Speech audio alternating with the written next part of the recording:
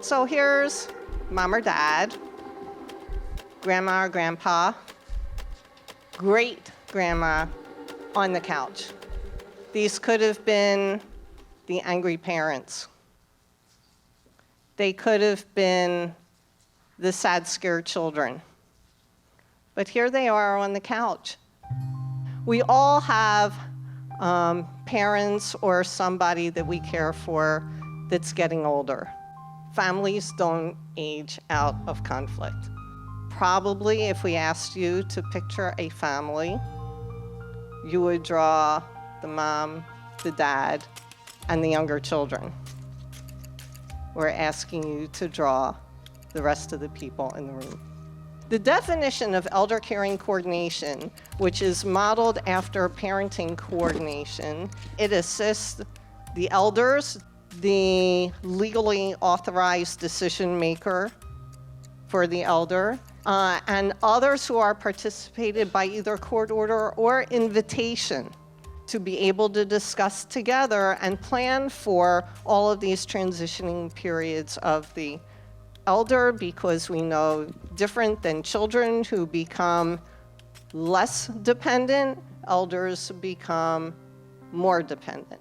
The first thing that they're going to do is to educate them on the skills that they need to be able to be in the same room together and have some respect for each other's differing views. And then what are the options? And again, proposals, the same things that we have heard all along. Those are the same techniques that we're going to use, but on steroids, because the process is a little bit different.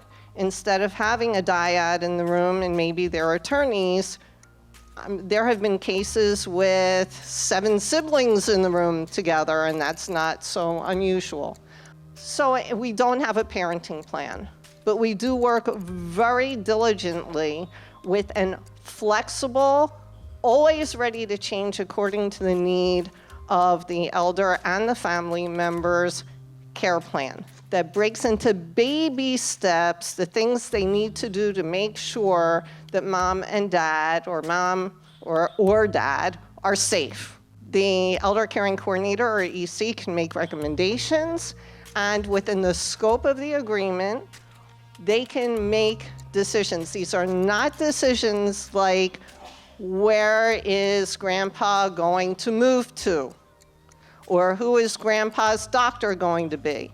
But if they can't make a decision like that themselves, it could be, who is going to bring the information in for our next meeting so you can make an informed decision on this? So it's not just that gut feeling or the position that they have, but they're actually basing it on what that aging person needs. Remembering how long people have had these disputes that the elder care has exacerbated, because now they have to work together again. When they could live in separate states or countries, it was easier to get along. But now when they have to join forces to take care of this elder, it becomes a bit more difficult. So we're looking for the best of the best. We're not looking for, as we talked with Adult Protective Services, it's the social worker straight out of college with no experience. That's like their beginning step. Elder caring coordination needs to be people at the top of their game.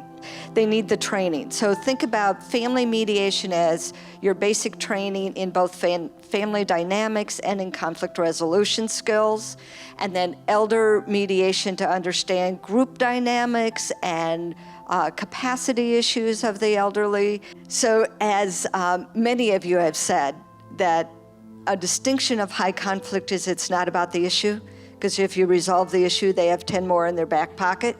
So it's about that dynamic. We talked a lot about disengagement from the beginning. We have to get people into the room, so we have to start with engagement, but it's not engagement with others, it's engagement with us and engagement with the process. They have been court-ordered. They are not volunteering to come.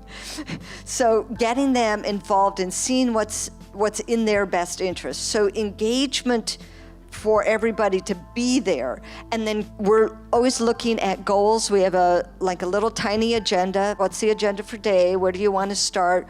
What progress are we going to make? And it's really important to not have shame about what wasn't accomplished. It's just, okay, let's just keep going. So what do we need to do now? So that it's always moving forward, very action-oriented. So an interesting thing has happened in Florida. The largest Medicare, Medicaid provider in Florida, Staywell of WellCare Insurance, has actually come out with a statement that recognized that high family conflict is a health issue for aging persons. Yes, you can clap. I saw that. That is absolutely amazing, because there was no talk about this before. We need some volunteers for this. Come on. This child has this wonderful support through the generations. What do you most want as you look forward? The peace and happiness of my lineage. All I want is for them to get along. Right. This is mom and dad. What's happening to the child? They're not being seen because mom and dad are looking at each other. Child is not seen. So we know so often the grandparents play the role of that safe transition place.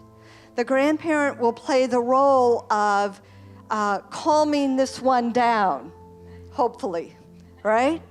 But what happens if the elder is having some health issues? Now the grandparent is focused here. What's this like for the poor child? They're alone. So I want you to turn around. Now when you look, there's a sense of, please see me. There's also a sense that high conflict goes through the generations. I'm seeing a lot of unhappiness and struggle, and that makes me feel very sad. And that probably also, It's my anxiety, because who's going to care for me? we know that that stress and that anxiety is actually taking away days of your life. If we can help work together for our aging loved ones, then the person it's going to affect all the way down the road is at the end of this line and beyond. We know that family conflict affects the caregiver's own health. We know that the caregivers tend to have greater illnesses, greater hospitalization on their own. They can't be there for the family. So what do you need? You need help from your brothers and sisters. You need help from the greater family, aunts and uncles, someone else who can be there. So now what happens is the goals of the elder, the goals of the caretaker, and the goals of the other support people are all different. Let me just use showers as a great example. So people with dementia don't like to take showers. They don't like to get wet. The family says, but mom always took a shower every day. The caregiver says, I can handle it about once or twice a week. It takes about 3 hours to get that shower, and it's a battle the entire time. How often is this shower going to happen? Sometimes in those once or twice a week, you say, I give up. It's not going to happen today. I don't have it in me. If you want to give them a shower, please come on over and give them a shower. Oh, no, you can do that. You're already there. It just takes a little bit of time. What's the problem? Right? So these goals are different. And this is just a little shower. What about the bigger decisions that need to be made? The cultures and values. So when is the norm for whatever the affliction, bed rest, versus medications and surgery, versus essential oils and a better diet? Is that cultural? What's the norms of the different generations of the different family members? What's normal and expected? When the elder has one wish or preference, but it's not safe. So my diabetic mother had chocolate and marshmallows every day. Why? It's a quality of life. She wanted her marshmallows and chocolate every day. We didn't care, right? It's quality of life. And how would we deal with some of these things as the EC with a large family that we're now dealing with, not just two parents, but all the brothers, the sisters, the spouses, the nieces, the nephews, whoever else is involved, depending on especially how much money is out there. And they get together kind of as a family with this. They're used to keeping secrets. They're used to banding together in some way, even if it's not healthy and even when they're angry. So the EC could really be viewed as an outsider, and that's why the engagement from the beginning, working that relationship out and always reminding them about that relationship with them is so important. And we know, like, in the exercise, it's going to affect that youngest generation. The people that they were once close to, maybe Aunt Sally is the person that took care of them every day from school because mom and dad were working. And now Aunt Sally and mom are on the outs. They don't get to see Aunt Sally anymore. Who's gonna help them with their homework? Mom's not there, Aunt Sally that they're used to. So children are completely caught in the middle and may be feeling very, very isolated. That brings us a little bit to gatekeeping. It's actually in almost every case, ECs have reported that there is some denial of access to information, access to money, access to time, or access of affection. Opening the gate and recognizing there is social capital that is there during even this critical time. This is a huge learning process for the family. This is a great way to be able to model appropriate, dignified, and respectful and loving or kind, compassionate behavior. Sometimes that caregiver wants to open the gate and say, please, come help me, but not that way. Oh, but not on that day, but not in that way, not in that direction. So that gatekeeping can slam or say, why would I want to go through your open gate? So options. The options here are the court process, and we know that lawyers can do really good stuff on legal matters and help the family in that way. But we also know that court does not deal well with the non-legal issues, and that some lawyers can make matters worse because they are the magnets for those high conflict people. Elder mediation is another option. And what's really cool about elder caring coordination for those high conflict is that when the judge is about to order them into elder caring coordination, they say, let's volunteer to go to elder mediation. That we have found that in all the areas where we have an elder caring coordination pilot site, elder mediation is on the increase. And we know that here in Quebec, there are 30 people trained in elder mediation. We want to be looking at, this is a court order. Mediation is more often voluntary. The court order is necessary for people who don't want to engage. The emphasis is on the non-legal issues so that the lawyers can work on the legal issues. And one of the differences, too, financially, which is always important to people, if they're hiring their own attorneys and their own experts, they are paying individually for those experts and for their advocacy. If they are working as a system together, they get to share that expense.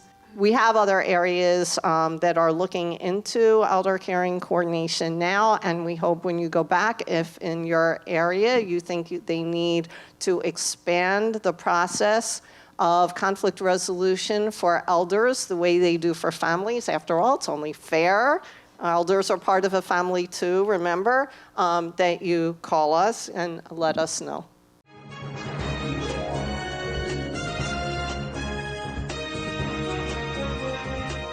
Ohio is at the forefront of a program aimed at helping resolve family disputes when it comes to taking care of their elderly loved ones. Judges from all over the state recently gathered at a Probate Judges Association conference to train judges on the program Eldercaring Coordination. The whole purpose of the program is to help avoid guardianship for elderly individuals and also to allow them to keep their independence. Judge Park would know how the program works. Since the Ohio Supreme Court launched the national pilot program 2 years ago, the program in Stark County has taken off. Somewhat different from mediation in that the elder caring coordinator contacts all the parties. It's not two parties, a plaintiff or defendant, but it's a family. Typically it'll be a family and there'll be some caregivers involved. The need comes when Ohio families find themselves internally battling over the safety and well-being of elders. Heated disputes about vulnerable elderly family members and other caretakers have found their way into courtrooms, with judges serving as referees in the disputes. It's very beneficial to me in trying to encourage individuals to resolve their disputes on their own, independent of a third party having to decide for them. Funding for the Stark County program came as a result of a $200,000 grant from the Department of Justice. The program is able to clarify a misguided public perception. People have this sense that the court system is always attorneys standing and arguing and yelling at one another in the courtroom, when in fact what we're trying to do is to find the best result for people who come in to the court system. For those interested in getting training on this program, contact Kathy Geyer at this email address or phone number. I'm Ann Yeager for Court News Ohio. So case identification is really important, and what we have learned so far is the earlier, the better. And we have a partnership in Florida with the Adult Protective Services, and I know in Ohio they are looking at that, as well as Idaho. Implications to the court for this. We know that baby boomers are now within that elder age, and it's only going to make it bigger and bigger and bigger. So this could have huge implications on providing a court system that's available for the people that really need it. One of the pieces, if you want to do research, you got to collect information. Do you think that these families are willing to sit down and fill out a long survey? So we've had some problems in collecting data. So I'm going to go with what we do have. Most of the elders we're talking about are 82 years old and female. That's average age. Average age. Half of the caregivers are daughters. The caregiver could also be another elder, whether that's a step-parent or the partner of that person who may also need caregiving. That's part of what we find is the caregiver can't give care. They need their own care. We have a checklist of what they see as successful.